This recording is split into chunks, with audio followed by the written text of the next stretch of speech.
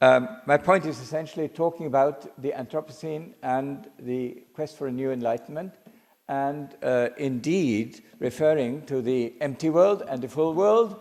The distinction was essentially formulated by Professor Herman Daly once with the World Bank, and it is very clear. In the empty world, economics is totally different from what it has to be in the full world. And he is giving the example of fishery. If you want more fish in the empty world, you simply have to have more fishermen, more boats, more nets, etc. You have more fish. But in the full world, the first thing you have to do is protection zones for fish against fishery. And this is a different kind of economy. We have to understand that most of our notions of reality, of resources, of instincts of humans, etc., stem from the empty world and have to be fundamentally modified. So, all religions, all our instincts, our languages, the European Enlightenment, you refer to it, economy of mining, population increase, adoration of growth, in short, the present system stem from the empty world. You will appreciate that the concepts of that world are no longer valid. So this is the book which we produced, 35 members of the Club of Rome, in a wonderful joint effort. And I was very happy from Yiheng to learn that the Chinese version is now out, and it is meant to emphasize that difference and try to formulate what is needed in the full world. Now, I was very happy to see that now, from now on, Come On is on the social media. And smartphone owners in the room are encouraged to take a picture here and communicate and make it an avalanche of information into your friends, etc., so that Come On can find readers outside the room. Now, Come On has 3 chapters. Don't tell me the current trends are sustainable. Come on. Come on. Don't stick to outdated philosophies. And then, come on, join us on an exciting journey towards a sustainable world. So it's these 3 very different parts that make the entire. But now I'm only talking about outdated philosophies and what can be done about. Now, let me give you an example. Of course, we were very happy having the Paris Agreement on climate. But then the climate diplomats come back to their capitals and talk about the need to do something about climate. And what are politicians saying in reaction? It's always the same, in the south and the north. Well, yes, we have to do more for climate, but it's going to be extraordinarily expensive, so we need a lot more growth. This is the unanimous reply in all countries, which is crap. But it's the rule, not the exception. So, is that the right answer? No, it's not. You know, here are 8 different sectors of the economy, all showing a strict correlation between growth and carbon dioxide emissions. So, we seem to be reasonably good doctors in diagnosing the disease. It's the climate instability.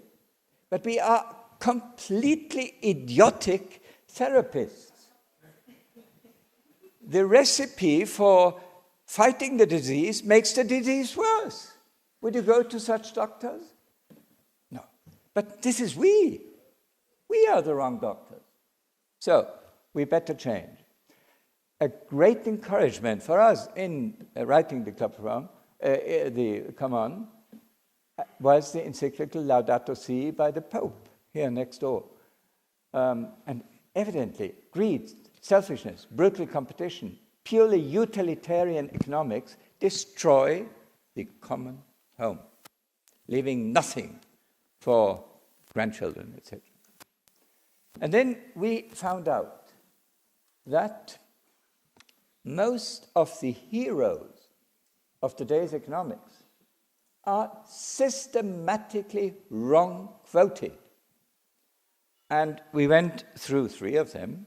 I could have Adam Smith, David Ricardo, and Charles Darwin.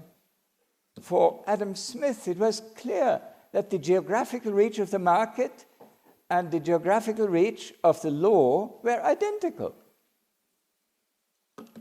But today, markets are global and the law remains mostly national.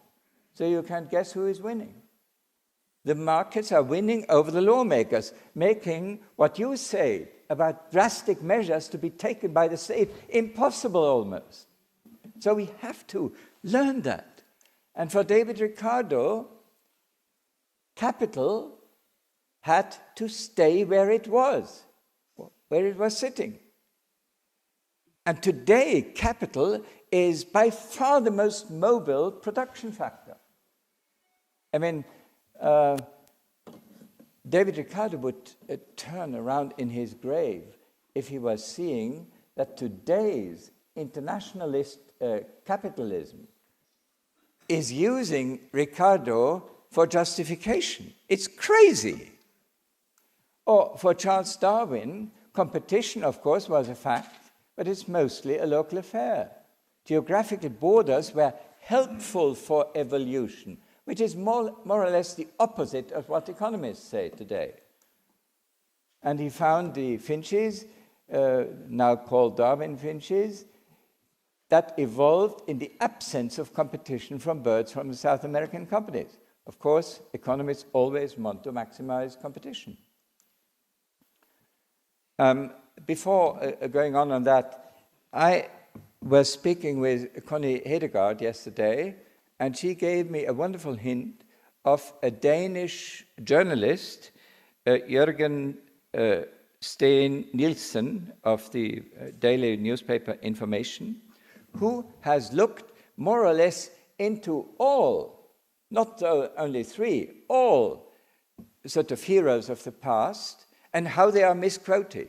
And I said, we at the Club of Rome want to have that published not only in Danish, which is fine, but also in English and other languages. And then an important part is, of course, the stupid reductionist kind of philosophy that is prevalent, in particular in the Anglo-Saxon world, and it is against the new mindset that we need. Yesterday I had a good talk with Thomas Björkman, who talked with me about the new mindset from separation to connectedness, from things to systems and processes, from rational to evolving, etc. So this kind of transition is what we absolutely need, and the Club of Rome is working on it. And responding to the philosophical crisis, we suggest to engage in a new Enlightenment. And no, I'm not going into details any longer. Time is running off. And what today in America is popular by people like Steven Pinker is Enlightenment now.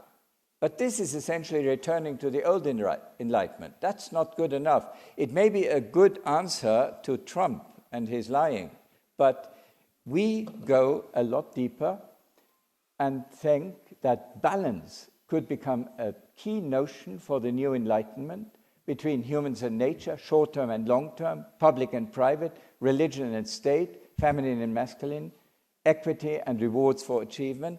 Both are needed. Always balance is what we need, and speed and stability.